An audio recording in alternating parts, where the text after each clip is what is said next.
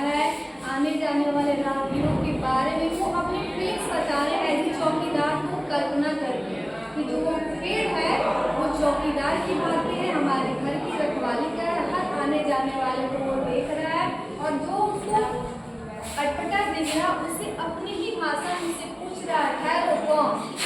जब उसको जवाब मिलता है कि हाँ कोई अपना है, तब उसको अंदर जाने देता है कि अपनी भाषा की, सबकी अपनी अपनी भाषा होती है, सबकी होती है, हमारी है, पेड़ों की भी है, चिड़िया जानवरों की है, सभी जानवरों की अपनी अपनी भाषा है।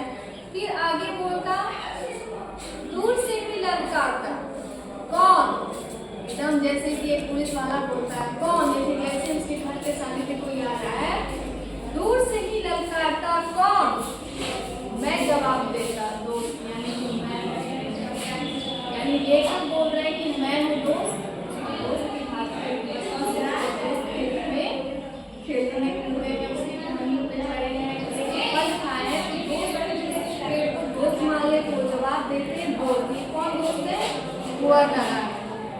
फिर आगे बोलते हैं और पल भर को बैठ जाता उसके ठंडी छाँव में। जब भी कहीं से आते हुआ नारायण जी घर में करने से पहले उस पेड़ की छाँव में आधे पेड़ घंटे बैठते और तब वहाँ से अपने घर में प्रवेश करता है, जो कि अब पेड़ नहीं है, अब ठंडी छाँव कहाँ बैठे। कौन मुझसे पूछेगा, मुझसे पूछेगा कौन, मैं कैसे जवाब दूँगी दोस्तों, जब पेड़ ही नहीं है, न पूछने वाला कोई है, न पूछ रहा। और पल भर बैठ जाता उसकी ठंडी छाँव में। दरअसल शुरू से ही था हमारे अन्य देशों में कहीं की जाने बुझी, यानी कहीं के कल्पना में था कोई तुम्हें जाने बुझे में इसलिए डर कर विकास मना बहुत बुझाना काट देना, किसी पेड़ पौधे पे ज़्यादा फल दे और डाल वृक्ष हो, दूसरे का वृक्ष से फल ना दूसरे के लिए को नजर लग जाती है, बुराई करता बहुत कुछ हो रहा है। वही बोल रहे हैं कि दरअसल शुरू से ही स्टार्टिंग से ही था हमारे अन्य देशों में कहीं एक जाति दुश्मन घर को बचाना, यानी कि घर को अपने जो घर है, यानी उसी से देखो एक पेड़ के माध्यम से, एक घर के माध्यम से कवि और नारायण जी क्या बोल रहे हैं कि अपने घर को बचाना, हमारे घर के निगाह डाले जो तरक्की करता है उसके घर के पेड़ों की निगाह होती है, पेड़ों से बचाना, शहर को बचाना है नागरिकों से, यानी दुश्मनों से, जैसे नेताओं को, जो शहर है और देश को बचाना है देश के दुश्मनों से, देश में रहने वाले, देश के अंदर रह के भी देश से दुश्मनी कर रहे हैं, आपस में लड़ रहा है, बचाना है नदियों को,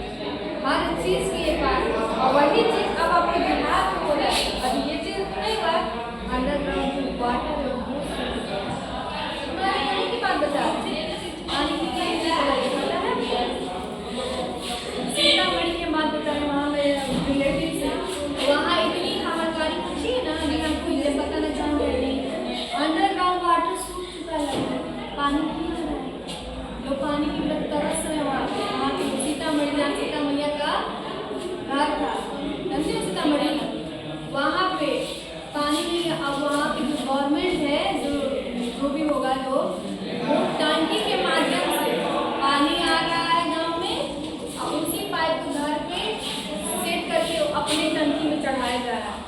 तो हम तो कितनी स्थिति दुर्लभ आ गई है। अगर हम लोग अभी से भी सजग नहीं हुए ना, तो पानी बिना हमको मर जाए। इसी तरह हर संसाधन लिमिट है। तो वही बोल रहे हैं कुंवर महाराज जी, अगर हम लोग सजग नहीं हो तो हर चीज वेस्ट हो जाएगा, बर्बाद हो जाएगा। तो वही बोल रहे बचाना है नदियों को नाला हो जाने से, यानी कि नदियों को जो गंदगी हम नाली फेंक देते हैं या नाली का जो कनेक्शन ले जाकर नदियों में जोड़ देते हैं, उनको बचाना है नदियों को नाला हो जाने से। हवा को धुआं है, हवा को भी जो प्रदूषण हो जा रहा है उससे भी बचाना है। कैसे बचाना है? फैक्ट्रियों में निर्माण जिससे कम निकले, गाड़ी ऐसा यूज करें जिससे गाड़ी से निकलने वाले धुआं कम हो, प्रदूषण, क्योंकि वो जो प्रदूषण फैल जाएंगे शुद्ध वातावरण के हम ऑक्सीजन हवा के माध्यम से लेते हैं। जब उसमें ये जहरीले पदार्थ मिल जाएगा तो हमारी बॉडी को कितना नुकसान होगा, आप जो एज्यूम कर सकते हैं। तो वही बोल रहे हैं कि हवा को धुआं हो जाने से बचाना है, खाने को जहर हो जाने से बचाना है। यानी कि आप इस टाइप से हम भोजन करते हैं, जो खाना खाते हैं, या पौष्टिक आहार मिलता है क्या? तुम्हारे घर के जो बहुत सारे गार्जियन हैं जो किसान, क्या जो पहले खेती होता था क्या उसका भी अच्छा होता है? आ गया ना, जमीन कम है लेकिन अनाज उनको इतना करना, पैसा इतना कमाना, हाँ, इसकी वजह से हाइब्रिड वाला मिल रहा है। तो पौष्टिक नहीं, बस हम लोग पेट भर रहे हैं, पौष्टिक आहार देते नहीं है। तो वो भी बोल रहे हैं कि खाने को जहर हो जाने से बचाना है, इसके बारे में भी ये सजग कर रहे हैं।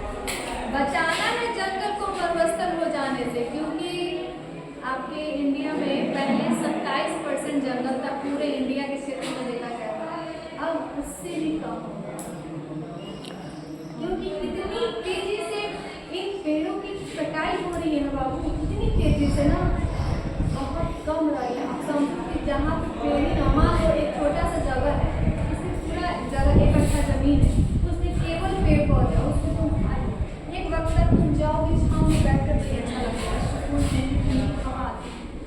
लेकिन अब एक वक्त हम उस 1 कट्ठे जमीन के सारे पेड़ों को काट देंगे, तुम के दिन जाकर बैठ सकते हो, मर जाओगे, डायरेक्ट तुमको लगेगा जल जाओगे, बारिश के दिन में तुम भीग जाओगे, इस तरह से तो नुकसान किसको हो रहा है? बचाना भी आप ही लोगों को।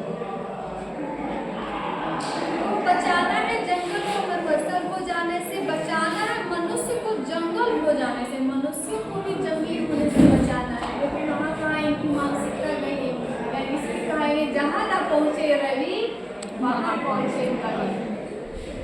कवि कल्पना से हर एक पहलू को वो गुजारता है, जब वो रिसर्च करता है ना तो हर एक पहलू को वो लिख देता है। देखो देखा फिर छोटा लगे खाओ करेगा मुझे, एक छोटी सी कविता के माध्यम से एक पूरी लाइफ के बारे में उन्होंने कितनी कथान करते हैं, यहाँ के नेताओं के बारे में। हालांकि बहुत सारे फंड आते हैं पेड़ पौधे लगाने के लिए, साफ सफाई करने के लिए, मतलब करने के लिए, क्या कुछ दिखता है आपको?